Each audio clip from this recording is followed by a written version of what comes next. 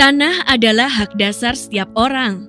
Namun seiring dengan pertumbuhan penduduk, kebutuhan ruang huni pun ikut meningkat, sehingga mengakibatkan keterbatasan tanah untuk masyarakat, serta kurang optimalnya pemanfaatan dan penggunaan ruang, mengakibatkan kebutuhan pada wilayah perkotaan tidak terpenuhi dan mampu menimbulkan kondisi lingkungan yang kumuh.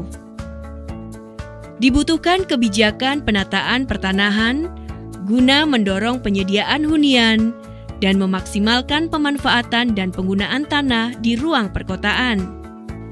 Salah satu kebijakan pertanahan tersebut adalah konsolidasi tanah.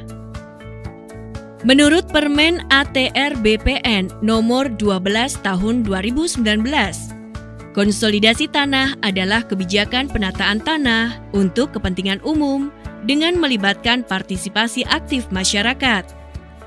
Di Indonesia, KT sudah diterapkan sejak tahun 80-an. Sampai saat ini, penyelenggaraan KT telah dilakukan pada 1.145 lokasi di seluruh Indonesia.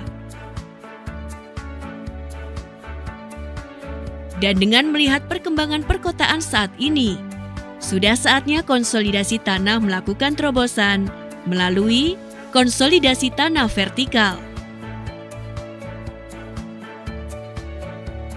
Menurut Permen ATR BPN nomor 12 tahun 2019, KTV adalah pengembangan kawasan dan bangunan yang berorientasi vertikal, bertujuan untuk membangun perkotaan terintegrasi yang memanfaatkan ruang di atas tanah, juga memberikan konversi hak atas tanah untuk masyarakat. Adapun proses penyelenggaraan KTV meliputi perencanaan, pelaksanaan, pembangunan, dan pengawasan.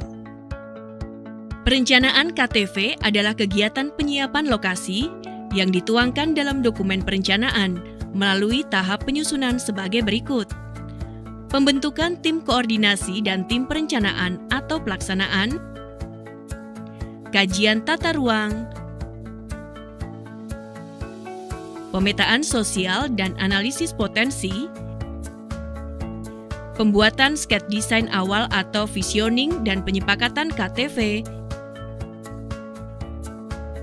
dan penetapan lokasi. Perencanaan KT diprakarsai oleh ATR BPN, kementerian atau lembaga lainnya, pemerintah daerah, koperasi, BUMN, BUMD, BUMDes, badan hukum swasta, akademisi atau praktisi, atau masyarakat.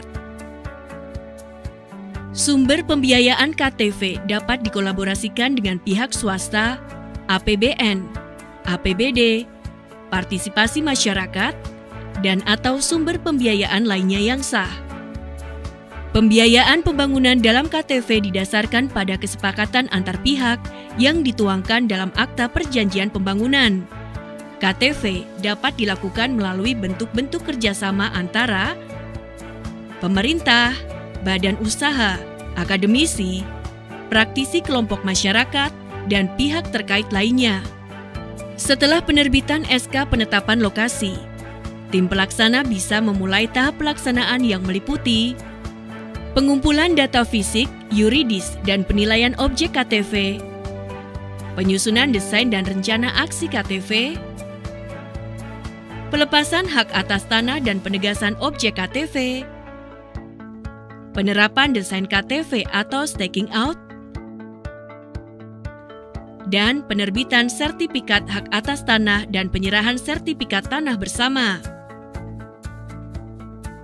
Selanjutnya dengan sertifikat tanah bersama, tahap pembangunan pun dapat dimulai dari persiapan pelaksanaan pembangunan, pembangunan prasarana, sarana dan utilitas, penerbitan sertifikat hak atas tanah dan serah terima aset,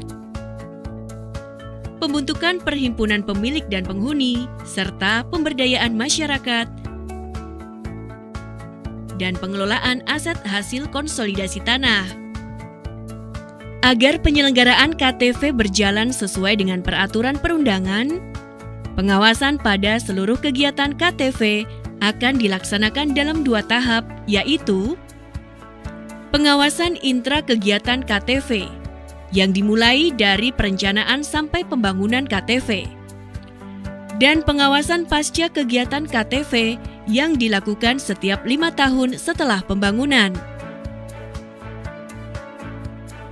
Maka kesimpulannya, dengan pembangunan KTV akan ada banyak sekali manfaat yang bisa dirasakan oleh masyarakat dan pemerintah.